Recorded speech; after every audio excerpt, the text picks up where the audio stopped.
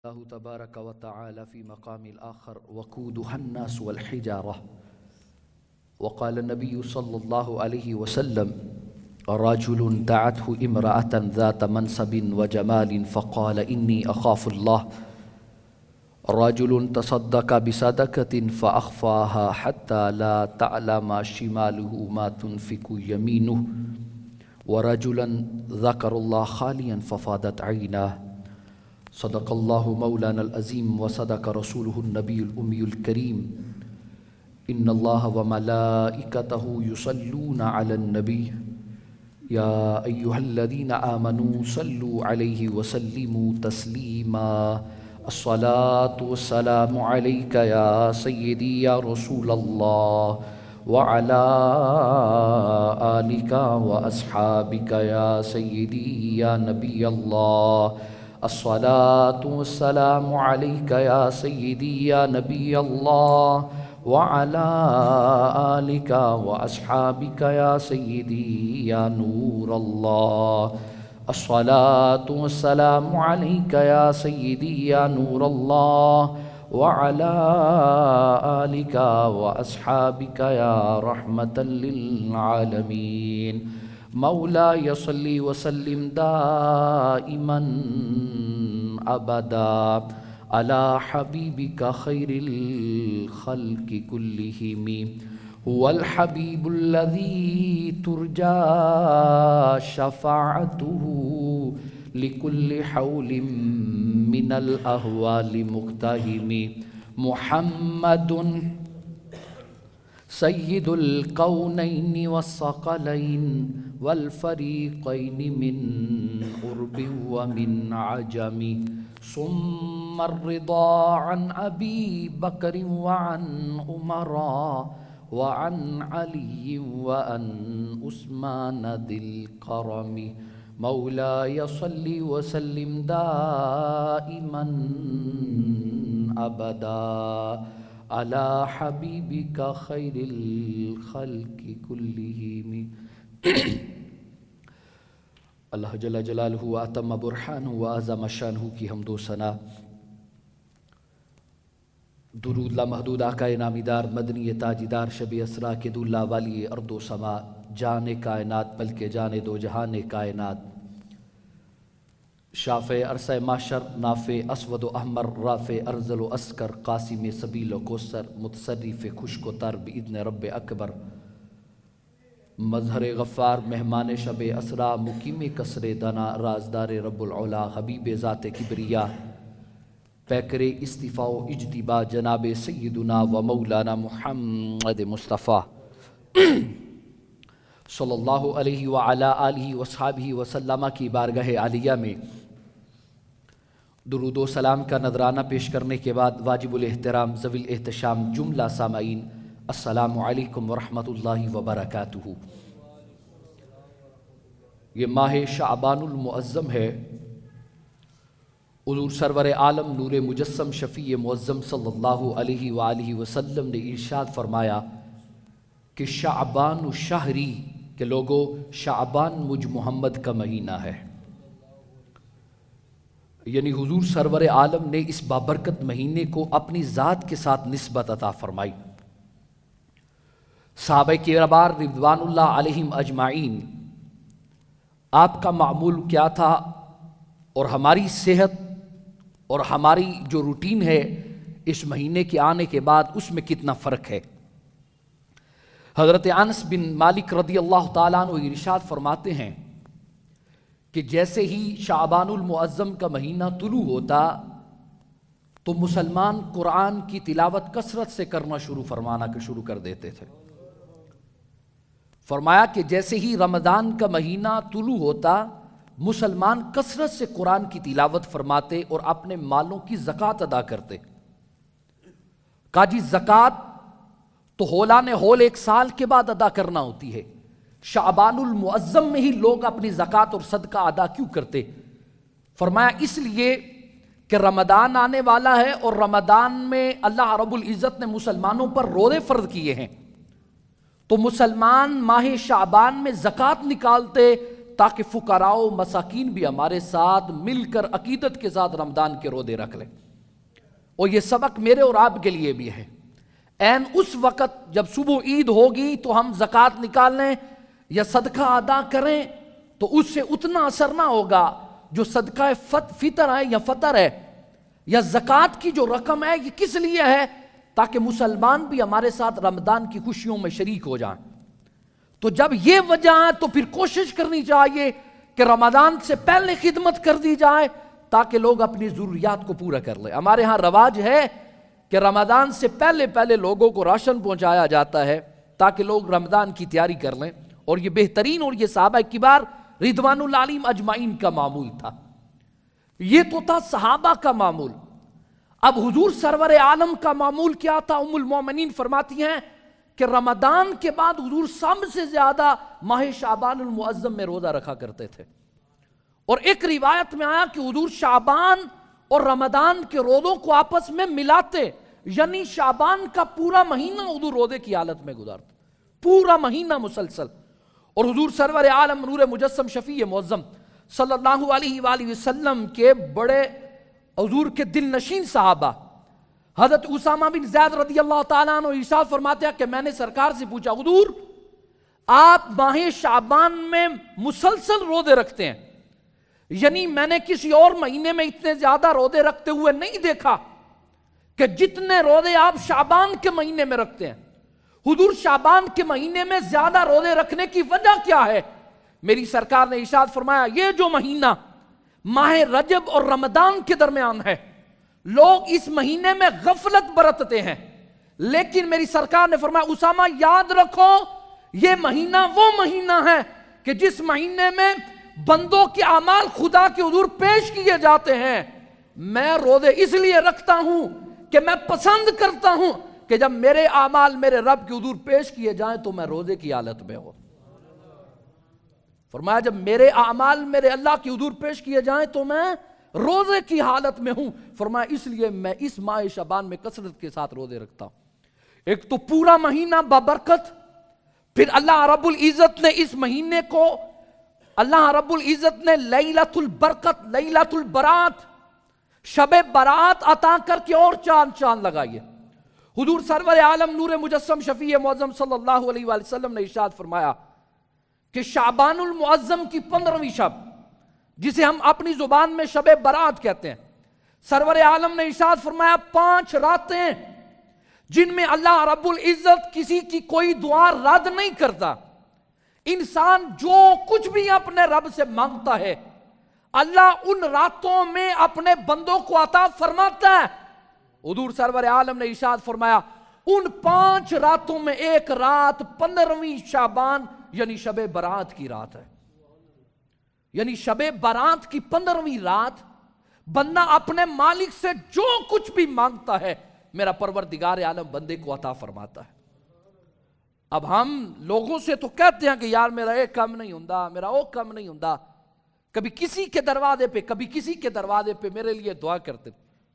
ایک رات اللہ رب العزت کے سونے محبوب نے بھی بتائی ہے کہ جس رات اللہ کوئی دعا رد نہیں کرتا، اور وہ شب برات اللہ رب العزت مجھے آپ کو زندگی میں دیکھنا نصیب فرمائے، اور ہم نے اس رات کو اپنے لیے بقائے نور بنانا ہے، اپنی بخشش کا اس رات کو سامان بنانا ہے۔ یہ وہ بابرکت رات ہے کہ جس رات کئی گناہگاروں کو جہنم سے آزادی کا پروانہ ملتا ہے، کئی گناہگاروں کو اللہ رب العزت بھر کے اللہ رب العزت رحمت عطا فرماتا ہے۔ اور اس بابرکت رات کے کیا کہنے، حضرت کعب الاحبار رضی اللہ تعالیٰ عنہ فرماتے ہیں، کعب الاحبار رضی اللہ تعالیٰ عنہ فرماتے ہیں جب شعبان کی 15ویں رات آتی ہے اللہ رب العزت جناب جبریل کو جنت کی طرف بھیجتے ہیں، جناب جبریل جنت میں آتے ہیں اور جنت کو آراستہ ہونے کا حکم دیتے ہیں کہ جنت سج جا۔ فرمایا جنت کو سجایا جاتا ہے، جناب جبریل جنت سے کہتے ہیں کہ اللہ رب العزت نے آج کی رات فرمایا آسمان کے ستاروں کے برابر، دنیاوی دنوں اور راتوں کے برابر، پہاڑوں کے وزن کے برابر، ریت کے ذروں کے برابر اللہ رب العزت نے اپنے گناہگار بندوں کو جہنم سے رسائی عطا فرمائی ہے۔ فرمایا اللہ رب العزت نے جہنم سے ان بابرکت لوگوں کو جہنم سے رہائی عطا فرمائی ہے۔ یہ وہ بابرکت رات ہے کہ جس رات میں ریت کے ذروں کے برابر، پہاڑوں کے وزن کے برابر، آسمان کے ستاروں کے برابر اللہ رب العزت بندوں کو جہنم سے آزادی عطا فرماتا ہے۔ اور وہ رات قبل اس لیے بیان کر رہا ہوں کہ ہم نے اپنا ذہن بنانا اس رات کے لیے، ہم نے اس رات کا انتظار کرنا ہے۔ یہ وہ رات کہ جب خدا رب رحمان کی صدائیں، اس کی رحمت کی صدائیں ساری رات بلند ہوتی رہتی ہیں کہ آؤ بخشش مانگنے والو، کوئی ہے تم میں بخشش مانگنے والا، آؤ رزق مانگنے والوں تمہیں رزق عطا کیا جائے۔ اس رات کے لیے ہم نے تیار ہونا ہے۔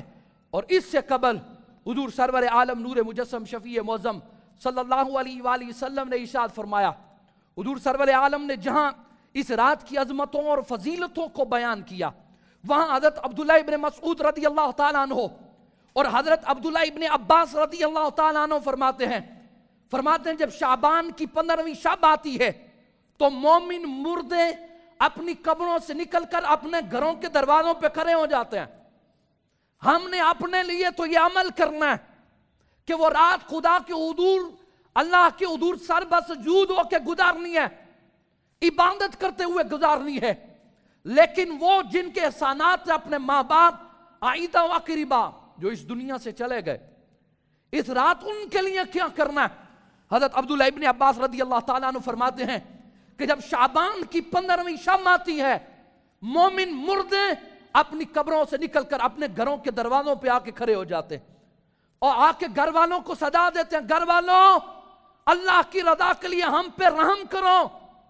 گھر والے سوال کرتے ہیں کس چیز پہ رحم؟ وہ کہتے ہیں ہماری طرف سے صدقہ کر کے ہمارے اوپر رحم کرو۔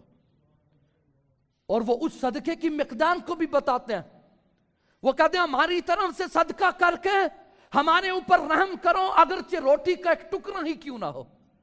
حضور نے فرمایا کہ جس کے گھر والے اس کے لیے صدقہ پیش کرتے ہیں وہ تو خوش ہو کے دوبارہ قبر کو لوٹ جاتا ہے، لیکن جس کے گھر والے صدقہ نہیں کرتے وہ گھر کے دروازے پہ کھڑا ہو کے حضرت کے جملے ادا کرتا ہے، وہ حسرت کرتا ہے کاش میرے گھر والے بھی آج میری طرف سے اللہ کے حضور کو صدقہ پیش کرتے۔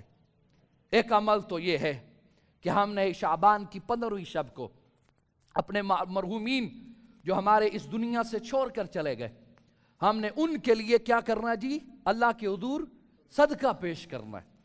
اور یہ رات گزارنی کیسے ہے اس کا طریقہ میں بتاؤں گا، اور طریقہ ہے، لیکن وہ شخصیت کہ جس نے پرورش پائی تو سرکار کی گود میں، علم سیکھا تو باب مدینۃ العلم جناب علی پاک رضی اللہ تعالیٰ عنہ سے، حضرت نواسہ رسول حضرت امام حسن رضی اللہ تعالیٰ عنہ فرماتے ہیں، آپ فرماتے ہیں کہ میں شعبان کی 15ویں شب یعنی شب برات کو 3 حصوں میں تقسیم کرتا ہوں۔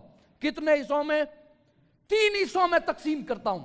آپ فرماتے ہیں کہ 1/3 رات میں اپنے محبوب نانا کی ذات پہ درود و سلام پڑھتے ہوئے گزارتا ہوں، 1/3 رات میں اللہ کے حضور رکوع و سجود کرتے ہوئے گزارتا ہوں، اور باقی حصہ میں اللہ کے حضور اپنے گناہوں کی معافی مانگتا ہوں، اللہ کے حضور توبہ و استغفار کرتا ہوں۔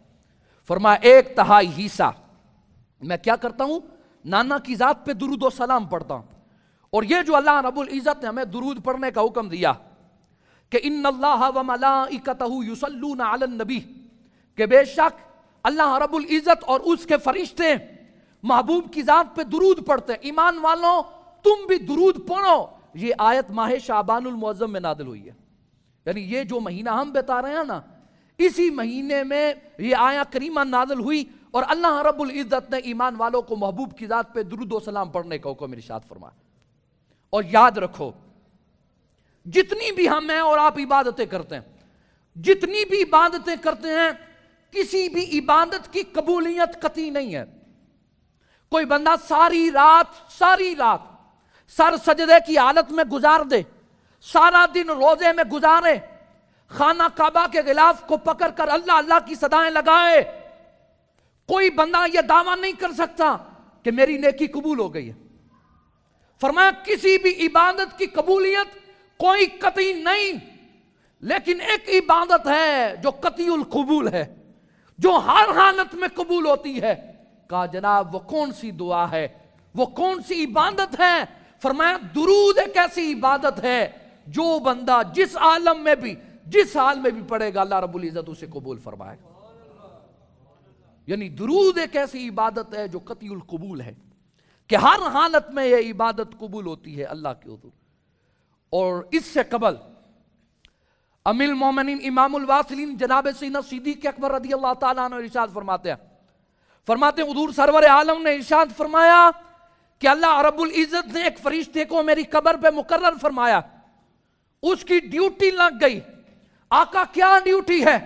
فرمایا دنیا کے کسی بھی کونے پر اگر میرا کوئی غلام میری ذات پہ درود پڑھتا ہے، وہ فرشتہ مجھے بتاتا ہے حضور ابھی فلاں جگہ فلاں بن فلاں یعنی فلاں نے فلاں کے بیٹے نے آپ کی ذات پہ درود پڑھا ہے۔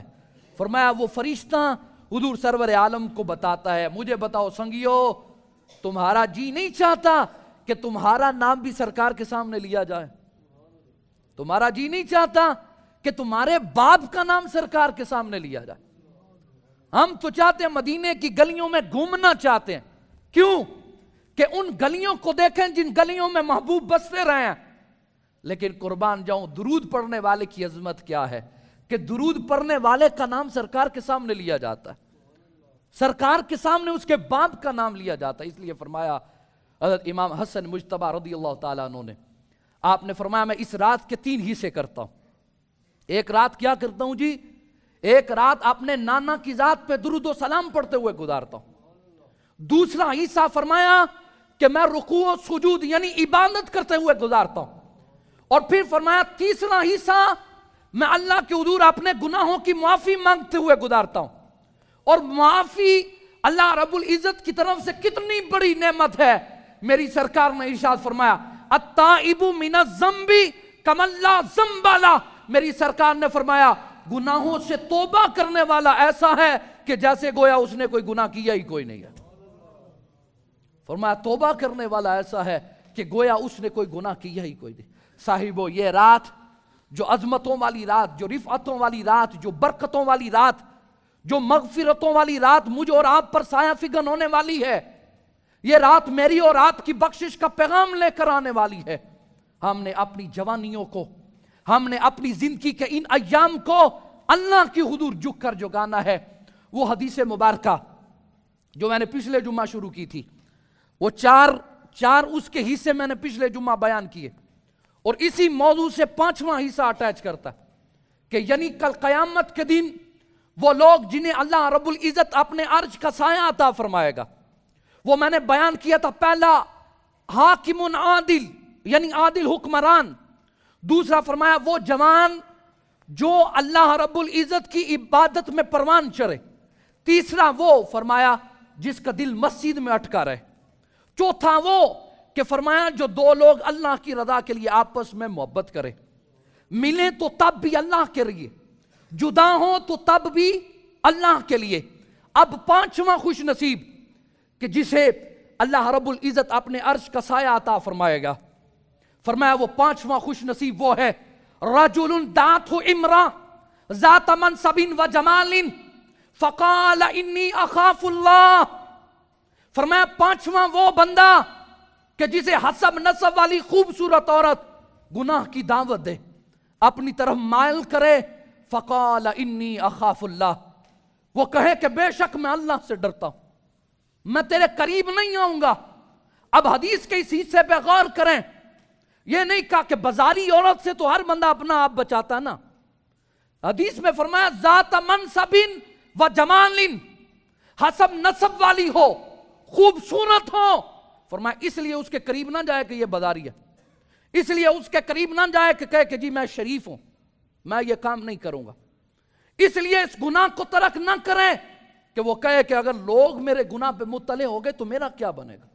فرمایا نہیں، فرمایا عورت اسے گناہ کی دعوت دے، اور عورت بھی ذات منصب و جمال، فرمایا منصب والی بھی ہو، خوبصورت بھی ہو، فقال انی اخاف اللہ، وہ صرف اس لیے گناہ کو ترک کر دے کہے میں اللہ سے ڈرتا ہوں، انی اخاف اللہ، اللہ سے ڈرتا ہوں. اور اللہ سے ڈرنا کتنی بڑی دولت ہے. میں اور آپ اگر میرے دل میں اور آپ کے دل میں یہ بات پیدا ہو جائے کہ ایک دن عدالت کی کرسی پہ اور مجھے عدالت کی کرسی کے سامنے پیش ہونا ہے, ایک دن میزان عدل لگنا ہے کہ جس دن نیک کو نیک قرار دیا جائے گا, بد کو برائی کی سزا دی جائے گی, پھر میں اور ایک دوسرے کے حق پہ قبضہ کریں. مجھے اور آپ کو بھی یقین ہی کوئی نہیں آیا کہ ایک دن مجھے اپنے اعمال کا بدلہ اللہ کے حضور پیش کرنا. اور حضور سیدنا غوث اعظم رضی اللہ تعالیٰ عنہ, جن کی غیارویاں میں اور آپ بڑے شوق سے کھاتے ہیں, غیارویاں تو کھاتے ہیں, کبھی فرامین بھی میں نے اور آپ نے پڑھے ہیں. حضور سیدنا غوث اعظم رضی اللہ تعالیٰ عنہ فرماتے ہیں, بندے تو اللہ سے اتنا بھی نہیں ڈرتا جتنا ایک شرطے سے ڈرتا ہے, پولیس والے سے. فرماتے ہیں تو اللہ سے اتنا بھی نہیں ڈرتا جتنا اپنے باپ سے ڈرتا ہے. جبکہ اللہ کہتا ہے یا ایھا الذین آمنوا اتقوا اللہ حق تقاتی, ایمان والو اللہ سے ڈرنے کا حق ادا کر دو. تو اللہ سے اتنا بھی نہیں ڈرتا جتنا ایک پولیس والے سے ڈرتا ہے. تو اللہ سے اتنا بھی نہیں ڈرتا جتنا اپنے باپ سے ڈرتا ہے. کہ حضرت کیسے؟ فرمایا تیرا باپ دیکھ رہا ہو تو گناہ نہیں کرتا, تیرا باپ دیکھ رہا ہو تو جرم نہیں کرتا, پولیس والا دیکھ رہا ہو تو جرم نہیں کرتا. کیا تیرا ایمان نہیں ہے کہ تیرا خدا ہر وقت تجھے دیکھ رہا ہے؟ فرمایا تیرا خدا دیکھ رہا ہے, خدا کے دیکھتے ہوئے بھی تو اس کی نافرمانیاں کرتا ہے. فرمایا اس سے پتا چلا کہ تو باپ سے تو ڈرتا ہے لیکن خدا سے نہیں ڈرتا. اور یہ خدا کا خوف, یہ اللہ رب العزت کی طرف سے اتنی بڑی عطا ہے. حضور سرور عالم نے ارشاد فرمایا لوگوں سنو, جو اللہ سے ڈرتا ہے کائنات کی ہر چیز اس سے ڈرتی ہے. جو اللہ سے ڈرتا ہے کائنات کی ہر چیز اس سے ڈرتی ہے. جو اللہ سے نہیں ڈرتا وہ کائنات کی ہر چیز سے ڈرتا ہے. جس نے پیدا کیا ہے, جو خالق ہے, جو مالک ہے, اگر اس سے نہیں ڈرتا تو پھر دنیا والوں سے تو ضرور ڈرے گا نا. فرمایا جو مجھ سے ڈرتا ہے کائنات والوں سے کسی سے نہیں ڈرتا. اور حضرت کعب الاحبار رضی اللہ تعالیٰ عنہ ارشاد فرماتے ہیں وجہ کیا ہے؟ فرمایا فقال انی اخاف اللہ, اللہ کے خوف کی وجہ سے میں ڈرتا ہوں. حضرت کعب الاحبار رضی اللہ تعالیٰ عنہ فرماتے ہیں اللہ رب العزت نے ایک سبز موتی کا محل پیدا فرمایا, سبز موتی کا محل جس میں 70,000 گھر ہیں اور ہر گھر میں 70,000 کمرے ہیں.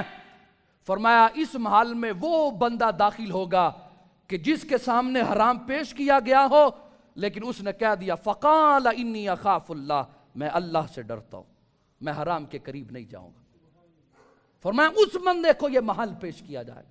صاحبو اگر خدا کا خوف دل میں ہو نا, خدا کا ڈر دل میں ہو, بندہ جس عالم بھی ہو کائنات کی کوئی چیز بندے کو نقصان نہیں پہنچا سکتی. اگر خدا کا خوف ہی دل میں نہ ہو تو پھر مسجد میں بھی زبان سے گالیاں نکلتی, پھر مسجد سے بھی انسان ٹوٹیاں اور مسجد سے پنکھے چرا کر لے جاتا ہے. وجہ فرمایا رجل ذات منصب و جمال فقال انی اخاف اللہ, وہ جوان جسے عورت نے اپنی طرف مائل کیا لیکن وہ نہ ہوا, کیوں؟ فقال انی اخاف اللہ, اس نے کہا میں اللہ سے ڈرتا ہوں. فرمایا ایسا بندہ کہ جس کے دل میں اللہ کا خوف داخل ہو گیا, اللہ کا خوف شامل ہو گیا, فرمایا اللہ رب العزت کل قیامت کے دن جب کسی چیز کا کوئی سایہ نہ ہوگا اللہ اپنے عرش کا سایہ عطا فرمائے گا. اور پھر فرمایا چھٹا بندہ, فرمایا رجل تصدق بصدقۃ فاخفاها, فرمایا چھٹا وہ بندہ جو صدقہ ادا کرے اور صدقے کو پوشیدہ طور پر ادا کرے, فاخفاها, صدقہ ادا کرے لیکن چھپائے, اور اس کی مقدار کو بھی بیان کیا. فرمایا حتی لا تعلم شمالہ ما تنفق یمینہ, فرمایا اپنے صدقے کو اتنا چھپائیں کہ اس کے بائیں ہاتھ کو بھی خبر نہ ہو کہ اس کے دائیں ہاتھ نے کیا خرچ کیا. ایک تو ہے کہ اعلانیہ طور پر بھی اللہ کے حضور پیش کرنا, اس کے بھی فضیلتیں ہیں, لیکن اس وقت کہ جب دل میں خدا کی رضا ہو, جب دل میں یہ شوق ہو کہ میں اعلانیہ طور پر دے رہا ہوں, لوگ میری طرف دیکھ کر لوگ بھی اپنا مال اللہ کے حضور پیش کریں گے. لیکن فرمایا یہاں فرمایا کہ وہ بندہ جو اللہ کی راہ میں اپنا مال پیش کرے لیکن چھپ چھپا کے مال پیش کرے، اور اس قدر چھپائیں کہ اس کے بائیں ہاتھ کو بھی پتہ نہ ہو کہ اس کے دائیں ہاتھ نے کیا چھپایا۔ حضرت ابو ہریرہ رضی اللہ تعالیٰ عنہ ارشاد فرماتے ہیں کہ حضور سرور عالم نے ارشاد فرمایا ایک بندے نے اپنے رب سے رات کو وعدہ کیا کہ اے میرے مولا میں آج رات ضرور صدقہ کروں گا۔ میری سرکار نے فرمایا اس نے صدقہ کی رقم لی، وہ صدقہ کی رقم لے کے باہر نکلا، اس نے چپکے سے کسی بندے کے ہاتھ پہ رکھ دیا، ہاتھ پہ رکھ کے واپس آیا۔ صبح ہوئی تو لوگ آپس میں باتیں کر رہے تھے کہ رات کو کوئی چور بر صدقہ کر گیا۔ فرمایا جب لوگوں کی اس نے باتیں سنی نا تو اس نے کہا شکر الحمدللہ، اللہ تیرا شکر ہے، میں صبح دوبارہ صدقہ کروں گا۔ میری سرکار فرماتے صبح ہوئی، دوبارہ اس نے صدقے کی رقم لی، چپکے سے نکلا، جا کے کسی کے ہاتھ پہ آسانی کے ساتھ رکھ دیا، رکھ کے واپس پلٹا۔ صبح ہوئی، لوگ باتیں کر رہے تھے، رات کو کوئی بدکار عورت پہ صدقہ کر گیا۔ اس نے کہا شکر الحمدللہ۔ پھر اس نے کہا کہ اے میرے مولا تیرا شکر ہے، تو نے مجھے توفیق بخشی، میں آج رات پھر صدقہ کروں گا۔ یہ رات کو پھر صدقہ لے کر نکلا، چپکے سے نکلا، جا کے کسی کے ہاتھ پہ رکھ دیا، ہاتھ پہ رکھ کے واپس آیا۔ صبح ہوئی تو لوگ آپس میں باتیں کر رہے تھے، رات کو کوئی مالدار بندے پر صدقہ کر گیا۔ اس نے کہا شکر الحمدللہ۔ میری سرکار فرماتے ہیں 3 دن اور 3 راتیں یہ صدقہ ادا کرتا رہا۔ پہلی رات اس نے چور پہ صدقہ ادا کیا، اسے نہ خبر تھی کہ میں نے چور کو دیا۔ دوسری رات بدکار عورت پہ صدقہ کیا۔ تیسری رات مالدار آدمی پہ صدقہ کیا۔ صدقہ کر کے گھر آیا، آنکھ لگی، خواب میں دیکھا، کسی پکارنے والے نے کہا پہلی رات تو نے ایک چور پہ صدقہ کیا، شاید کہ تیرے صدقہ کی وجہ سے چور چوری کرنے سے باز آ جا۔ دوسری رات تو نے بدکار عورت پہ صدقہ کیا، شاید تیرے صدقہ کرنے کی وجہ سے بدکار عورت بدکاری سے باز آ جا۔ تیسری رات تو نے مالدار آدمی پہ صدقہ کیا، شاید کہ تیرے مالدار آدمی پہ صدقہ کرنے کی وجہ سے اس مالدار آدمی کے دل میں یہ بات پیدا ہو کہ اگر وہ بندہ اللہ کی حضور پیش کر رہا ہے تو میں کیوں نہیں پیش کر رہا۔ فرمایا صدقہ تو اس میں مفسرین نے جو وجہ لکھی، فرمایا صدقہ دیتے وقت صدقہ دے کے اپنے چہرے کے تغیر و تبدل کو نہیں بدلنا کہ مال کم ہو گیا۔ فرمایا یہ جو مال کم کرنے کا وسوسہ ہے یہ شیطان کی طرف سے ہے۔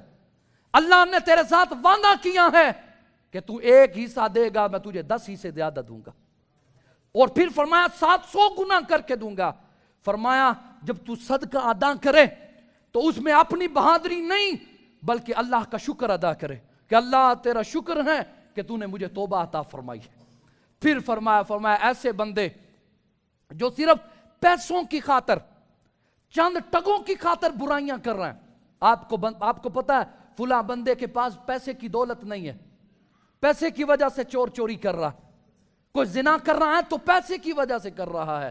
فرمایا اگر تو اسے پیسے دے دیتا ہے تو وہ گناہ سے باز آ جائے گا، تیرے لیے اور کیا چاہیے بخشش کا سبب۔ اس لیے فرمایا انسان صدقہ ادا کرے۔ اور یہ پیغام بھی ہے ماہ شعبان کا، میں نے پہلے بھی بیان کیا، رمضان کی آمد ہے، ہم نے صدقات کو ادا کرنا ہے، ہم نے اپنی زکاتوں کو نکالنا قبل اس کے کہ رمضان طلوع ہو۔ ہم آج سے ہی حساب لگا کے ہم اپنی زکاتوں کو نکالیں تاکہ لوگ اپنی ضروریات کو پورا کر سکیں۔ مقصد کیا ہے کہ لوگوں کی ضروریات کو پورا کریں۔ لیکن اللہ کے حضور سے انعام کیا ہے؟ حضرت ابو ہریرہ رضی اللہ تعالیٰ عنہ فرماتے ہیں کہ حضور سرور عالم نور مجسم شفیع معظم صلی اللہ علیہ وآلہ وسلم نے ارشاد فرمایا کہ ایک بندہ صحرا میں جا رہا تھا، دولت کتنی بڑی ہے، اللہ کی طرف سے انعام کتنا ہے۔ فرمایا ایک بندہ صحرا میں گزر رہا تھا، اس نے ایک بدلی کی آواز سنی، وہ بدلی کہہ رہی تھی کہ فلاں آدمی کے باغ کو سیراب کرو، فلاں آدمی کے باغ کو سیراب کرو۔ اب بدلی سے بدل کا ایک ٹکڑا، بادل کا ایک ٹکڑا علیحدہ ہوا، بادل ایک سیاہ سنگلاخ پہ پڑا، جب بادل وہاں پڑے پانی جمع ہوا، پانی چھوٹی چھوٹی نالیوں سے ہوتے ہوئے ایک بڑے نالے میں جمع ہو گیا۔ اب بڑے نالے سے پانی آہستہ آہستہ ایک طرف چلنا شروع ہو گیا۔ اب یہ بندہ بدلی کی آواز بھی سن رہا ہے کہ بدلی اپنے دوسرے بادلوں سے کہہ رہی ہے کہ فلاں آدمی کے باغ کو سیراب کرو۔ بادل کا ٹکڑا علیحدہ ہوا، زمین پہ برسا، اور یہ پانی ایک سمت ہوا۔ اب یہ بھی پانی کے پیچھے پیچھے جا رہا ہے۔ پانی چلتے چلتے حضور سرور عالم فرماتے ہیں پانی ایک باغ میں پہنچا، وہاں ایک بندہ ایک اوزار کے ساتھ اپنے باغ کو سیراب کر رہا تھا، پانی دے رہا تھا۔ جب یہ بندہ باغ کو پہنچا اسے وہ سارا واقعہ معلوم تھا، بادل نے نام بھی لیا تھا کہ فلاں بندے کے باغ کو سیراب کرنا ہے۔ اس نے آ کے اس باغ والے سے پوچھا تیرا نام کیا ہے؟ اس نے بتایا کہ میرا یہ نام ہے۔ اس نے کہا تو نے میرا نام کیوں پوچھا؟ کہا میں گزر رہا تھا، بدلی بول کے کہہ رہی تھی کہ فلاں بندے کے باغ کو سیراب کرو، تو میں اس لیے تیرے پیچھے چل چل کے آ رہا ہوں۔ مجھے بتا تو کون سا عمل کرتا ہے کہ اللہ باطلوں کو حکم دے رہا کہ جاؤ اس کے باغ کو جا کے سیراب کرو۔ یاد رکھو کہ جب اللہ کے حضور اپنے مال کی زکوٰۃ ادا کریں گے پھر جو اٹل مصیبتیں ہمارے اوپر آتی ہیں نا، اللہ رب العزت انہیں دور فرما دیتا۔ وہ اسباب جو ہم پیسوں سے نہیں خرید سکتے وہ اللہ رب العزت پیدا فرما دیتا۔ کہا تو کون سا کام کرتا ہے کہ اللہ رب العزت بادلوں کو حکم دے رہا ہے کہ جاؤ جا کے فلاں کے باغ کو سیراب کرو؟ وہ کہتا ہے میں اس باغ کی آمدن کا حساب لگاتا ہوں اور اس کے 3 حصے کرتا ہوں، ایک حصہ میں اپنے اور اپنے بال بچوں کے لیے بچاتا ہوں، دوسرا حصہ میں دوبارہ اسی باغ پہ لگاتا ہوں، اور تیسرا حصہ میں اللہ کی راہ میں پیش کرتا ہوں۔ یہ اللہ کی راہ میں پیش کرنے کی برکت ہے کہ اللہ بادلوں کو حکم دے رہا ہے کہ فلاں بندے کے باغ کو سیراب کرو۔ میں اور آپ اسباب کے پیچھے بھاگ رہے ہیں، لیکن اللہ رب العزت جو طریقے بتا رہا ہے، اللہ رب العزت احکم الحاکمین ہے، وَإِنَّ اللَّهَ عَلَىٰ كُلِّ شَيْءٍ قدیر ہے، وہ قدرت رکھنے والا ہے۔ مَا عِندَكُمْ يَنْفَضُ وَمَا عِندَ اللَّهِ باق، یاد رکھو جو کچھ بھی تمہارے پاس ہے یہ سارا فنا ہو جائے گا، لیکن وَمَا عِندَ اللَّهِ باق، جو اللہ کے پاس ہے وہ باقی رہے گا۔ اگر چاہتے ہو کہ اللہ نے جو مال و دولت دنیا میں ہمیں عطا فرمایا ہے یہ میرے اور آپ کے پاس باقی رہے تو اس کا وعدہ یہ ہے کہ اسے اللہ کی راہ پہ پیش کیا جائے، اسے اللہ کے سپرد کیا جائے۔ کیوں؟ کہ جو اللہ کے پاس ہے وہ باقی رہے گا۔ پھر فرمایا صبح ہوتے ہی 2 فرشتے زمین پر اترتے ہیں اور دونوں اللہ کے حضور دعا کرتے ہیں، اللہ جو خرچ کرتا ہے اس کے مال میں اضافہ فرما، اللہ جو خرچ نہیں کرتا اس کے مال کو تباہ و برباد فرما۔ اب آپ کس کھاتے میں آنا چاہتے ہیں؟